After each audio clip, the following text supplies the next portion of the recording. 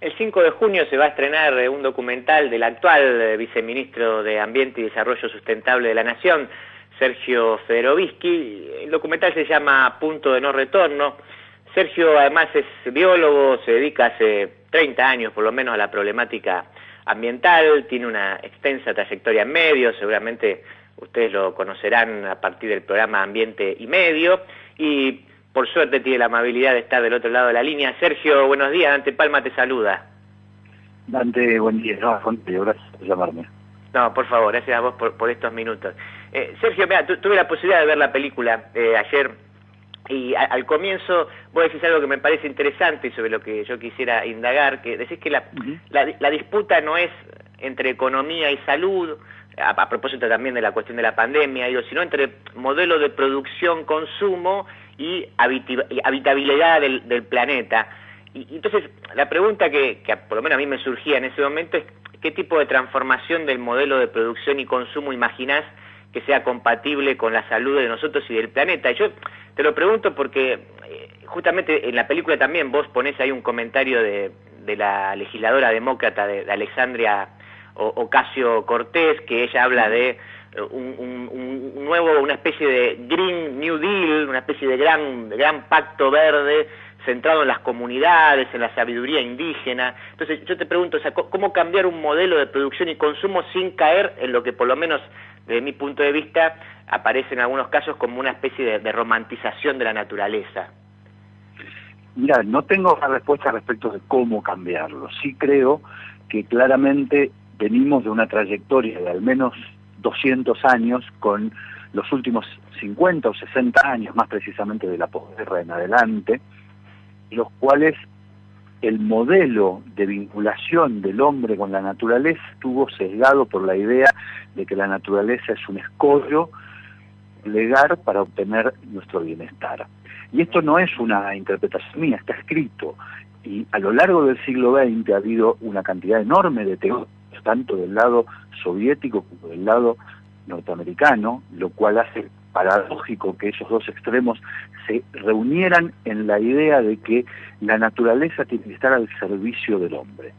De tal manera que el crecimiento económico, lo que hoy conocemos como progreso, estaba determinado por la mayor o menor capacidad de transformar esa naturaleza para generar nuestro crecimiento, nuestro desarrollo económico. Está claro que los indicadores ambientales, el deterioro ecológico progresivo, la pérdida de ecosistemas, la pérdida incluso de rendimiento de esos ecosistemas, lo que está demostrando es que ese modelo está perimido. Si fue bueno o no en su momento, yo creo que no, claramente, de vista conceptual, pero es una discusión anterior. La discusión hoy creo que es cómo transformar ese modelo en un modelo que vincule a la sociedad con la naturaleza y que no esté relacionado a través de la exacción. Y termino con una frase del Papa en la encíclica Laudato Si. El Papa dice algo como, si llegamos hasta acá, hasta este desastre ambiental, enancados en una idea de progreso, entonces hay que redefinir el progreso. El progreso debió haber sido otra cosa y no esto. Sí, sí. Ahora, Sergio, hay sectores que directamente son negacionistas del cambio climático, y hay otros que sin llegar quizás a tanto, de golpe dicen, bueno, mira, el cambio climático existe como ha existido siempre, o incluso otros que vos lo tocás en la película a partir de una de las entrevistas que haces, que dicen, bueno, finalmente, a ver, la aceleración no merece tal estado de alarma, o los propios avances en el conocimiento y en la tecnología van a resolver los desajustes que hemos generado. ¿Cuál es tu mirada al respecto? Dos cosas al respecto. Respecto de lo último, claramente yo no soy tecnologicista. El filósofo francés Albert Morin en la década del 70 escribió sobre esto diciendo que, por supuesto, para cada problema ambiental hay un remedio tecnológico, pero no se trata de ir encontrando remedios tecnológicos, porque además cada uno de ellos deja una herida o una cicatriz en términos sociales escalofriante. De lo que se trata, decía, era de rediscutir la relación entre la sociedad y la naturaleza, la relación entre el modo de producción del capitalismo principalmente y su vínculo con el medio natural. Y en cuanto al negacionismo, sí, uno podría descansar en la idea de que siempre hubo cambios climáticos y finalmente la sociedad, aún las más atrasadas, han encontrado supuestamente una vía para la adaptación final. Eso, claramente eso. Hay un libro extraordinario que yo siempre recomiendo de un norteamericano que se llama Jared Diamond, que se llama Colapso, en el cual él demostró, tomando civilizaciones antiguas, los mayas, los inuit, los habitantes de la isla de Pascua, que buena parte o todas las civilizaciones que conocimos y desaparecieron a lo largo de la historia de la humanidad, lo hicieron por la limitación ambiental. Lo ambiental fue para que pudieran perseverar en el tiempo. Lo que termina diciendo Jared Diamond es que hoy, en un mundo global, esa limitante se convierte en la limitante para la humanidad en su conjunto. O sea, una civilización aislada la que puede padecer la desaparición, sino probablemente la humanidad en su conjunto. O en el mejor de los casos, para no ser tan catastrofista, una parte importante de la humanidad, porque hay una que siempre tiene el dinero para subirse al barco de primera clase. A propósito de eso, ¿sabes que bueno, tomé nota ahí que es impactante cuando vos recoges algunos datos e indicás que 4 países concentran la mitad de las emisiones de gases de efecto invernadero. Y a su vez, el cambio climático, como indicás recién, digo, no afecta a todos de la misma manera. Eso también aparece en la Laudato Si que mencionás, donde dice, bueno, finalmente el cambio climático, curiosamente, va a afectar siempre a los más pobres, ¿no? Ahora, te lo pregunto ahora un poco como el realizador de la película y también como viceministro, digamos, ¿cómo hace un país en vía de desarrollo como la Argentina para salir beneficiada de lo que podemos llamar agenda verde, que es impulsada, entre otros, por uno de los 4 países que más emisiones de gases de efecto invernadero producen, ¿no? ¿Cómo se engancha ahí la Argentina? Yo creo que el cambio climático para países como la Argentina tiene 2 dimensiones. Una dimensión que es esta que vos estás mencionando, que es la de subirse a una discusión internacional y a si se quiere, una agenda internacional que paradójicamente está normalmente liderada por aquellos que son los más contaminantes. Y bueno, hay que estar en esa agenda, hay que discutir, hay que conversar, hay que tratar de poner algunos elementos en esa agenda, como acaba de hacerlo tanto el presidente Alberto Fernández como el ministro Juan Cabandier, respecto de que somos acreedores en términos de medio ambiente y no deudores como solamente se nos quiere hacer creer. Pero me parece que hay otra agenda muy importante hacia adentro, fronteras adentro de la Argentina, que es que como la Argentina no es un gran país contaminante, no tiene grandes urgencias respecto de las emisiones de gases de efecto invernadero que lanza la atmósfera, pero hay grandes urgencias respecto de la adaptabilidad de su población a las nuevas condiciones que impone el cambio climático, que ya estamos viendo. Estamos viéndolo hoy, sábado, con una especie de ciclón extraterritorial que está azotando toda la cuenca del Plata. Frente a eso, necesitamos una política de Estado que garantice una adaptabilidad en términos sociales, en términos productivos, principalmente, a condiciones que son otras, que no son las condiciones que hemos conocido en los últimos 100 años. Entonces va a haber lugares donde las sequías van a ser mucho más pronunciadas. Desde el año pasado en el Delta y en Córdoba así lo confirman. Va a haber zonas que van a estar mucho más castigadas por las inundaciones. Tenemos que entender que la manera de responder al cambio climático es garantizando que nuestra sociedad tenga los instrumentos como poder hacerle frente sin pagar con su vulnerabilidad el impacto de esos cambios. Estamos charlando con Sergio Federovisky a propósito de la película Punto de No Retorno. Y Sergio, te hago algunas preguntitas más. Por supuesto. En la película vos hablás con una meteoróloga que advierte el problema de la fragmentación de las políticas públicas, la falta de políticas integrales. Entonces ahí otra vez te lo pregunto más como como viceministro. ¿Existe hoy esa mirada integral en la Argentina? Y desde mi profunda ignorancia también te lo pregunto. A ver, digo, no sé, ¿vaca muerta es parte del problema o parte de la solución? No sé, ¿tiene fuentes de energía limpias la Argentina para autoabastecerse? O sea, ¿un país ganadero como el nuestro tiene que impulsar un cambio en el modo de producción? ¿Qué pasa con la megaminería que vos mencionás? ¿Hay alternativas en las provincias donde lo único que, o su potencial es el de la explotación de recursos naturales? Mira, si uno lo observa solamente con el criterio de una fotografía, casi te diría que seguramente la respuesta a todas tus preguntas es no. Pero si uno lo mira en términos de proceso, obligatoriamente el Estado argentino, no solamente o no particularmente este gobierno, está compelido a mirar el futuro de otra manera. Yo entiendo que la urgencia siempre nos tapa y que la coyuntura siempre es dramática, pero lo ambiental son procesos, no son fotografías. Cuando uno observa el deterioro ambiental es el resultado de un proceso que fue originado en alguna decisión de política económica tomada quizás 20 o 30 años atrás. Lo que vemos hoy, por ejemplo, en relación a las consecuencias del modelo sojero, es precisamente el deterioro ambiental provocado por una decisión tomada hace más de 20 años, que era la Argentina destinada a explotar commodities y principalmente un monocultivo. Entonces estamos obligados a mirar de manera práctica y de manera real. Y por supuesto, si vos estás pasado mañana, hay que decir, y sí, obviamente, es una solución a la emergencia de un país que carece de dólares.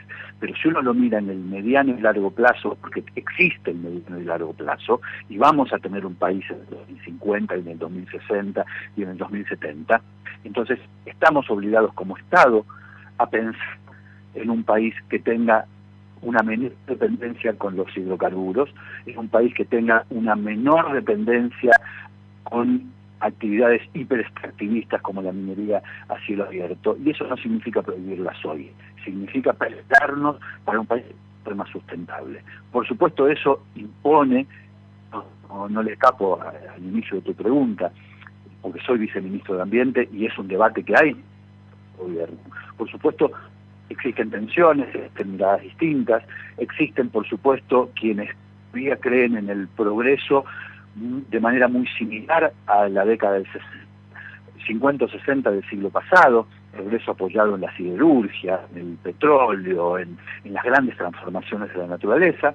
Yo creo que el siglo XXI impone otra cosa, ciertamente, y también es un valor que tenemos que pensar y que yo transmito mucho en el documental. La ética de la época, la ética del siglo XXI no es la ética del siglo XX, y eso tiene un impacto en materia ambiental y en materia productiva. Sergio, ahora si te hago la última, a propósito, digo, mencionaste varias situaciones y algunas decisiones, digamos, que se tomaron hace 20 años y que hoy son determinantes, y en la película mencioné la cuestión de la legislación que protege a los glaciares.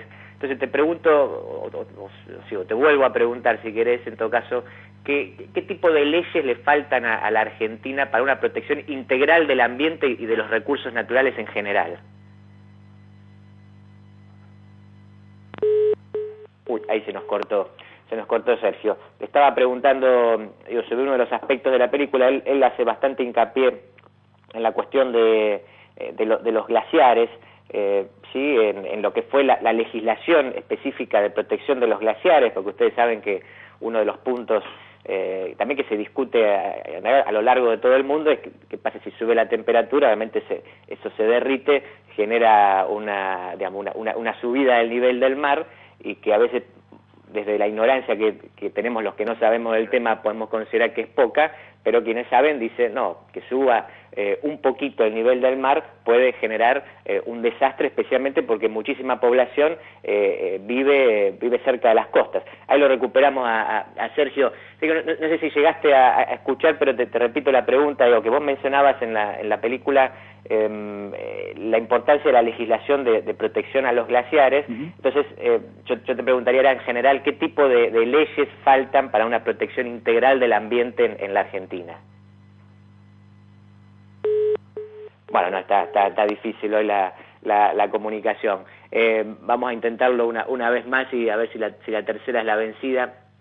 Estamos hablando con Sergio Federovisky a propósito de justamente su película que se va a estrenar. También le voy a preguntar cómo la podemos ver. Va a ser de acceso libre, así que los que estén interesados en ver lo que Sergio está pensando y está planteando en esta entrevista lo van a poder hacer. Si no, por supuesto, como les decía también, ahora está en Canal 9 el programa de Sergio, pero eso me parecía interesante también plantearlo desde su doble perspectiva, si quieren, como el realizador, como alguien que trabaja en el tema ambiental de hace 30 años y a su vez como viceministro, porque ahí empiezan a aparecer otros aspectos que él reflejaba bien cuando nos decía que justamente de golpe hay tensiones y cuando uno tiene cierta responsabilidad choca contra otros intereses. A ver, Sergio, ahora sí me escuchás. Ahora sí te escucho. Ahí está. Disculpa, bueno, no, te decía pero es un día complicado última, desde el punto de vista climático. No, que vos mencionabas en la película la cuestión de los glaciares, de esa legislación. Sí. Entonces yo te pregunto ahora, ¿qué tipo de leyes faltan para una protección integral del ambiente en la Argentina y los recursos naturales, ¿no? Mira, yo creo que probablemente necesitemos alguna legislación adicional, probablemente alguna legislación, por ejemplo, respecto del delito ambiental o del delito contra la naturaleza, pero no me parece que lo que le falta a la Argentina sean leyes. Me parece que a la Argentina le falta una especie de gran acuerdo institucional respecto de las 4 o 5 políticas públicas, entendiendo por políticas públicas dispositivos con metas a cumplir y metas a poder ir comprobando a lo largo del tiempo, que permitan establecer criterios de acá a 50 años. ¿Cómo va a ser la matriz energética? ¿Cómo va a ser nuestra relación con el petróleo y con las energías renovables? ¿Cómo va a ser nuestra relación con la contaminación, con las industrias, con el riachuelo? Y eso creo que, por supuesto, las leyes son necesarias para eso, pero muchas veces corren detrás. Necesitamos políticas públicas y de eso carecemos principalmente. Vos lo respondés al final, y yo ya sé cuál es tu respuesta, pero la gente no. ¿Estamos en un punto de no retorno?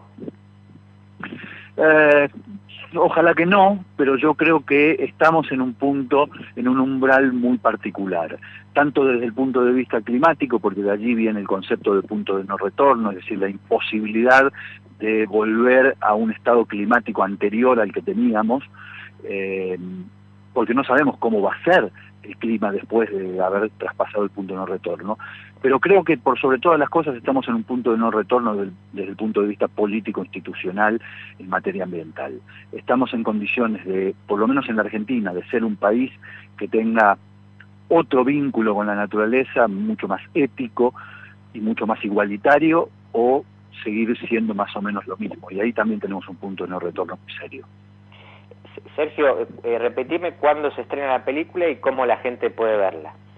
El 5 de junio, Día Mundial del Medio Ambiente, se va a estrenar en la plataforma de la Fundación Ambiente y Medio, fundacionambienteymedio.org, el documental Punto de No Retorno, que desarrollamos durante un tiempo bastante importante con Nicolás Capelli, el director, y con un esfuerzo muy grande de toda la gente de la Fundación Ambiente y Medio, y es un producto del cual yo estoy muy orgulloso, sinceramente. Muy bien, entonces estaremos allí para acompañarte. Sergio, te mando un abrazo grande. Muchísimas gracias, Dante, un abrazo muy grande. Era Sergio Federovisky, el viceministro de Ambiente y Desarrollo Sustentable de la Nación.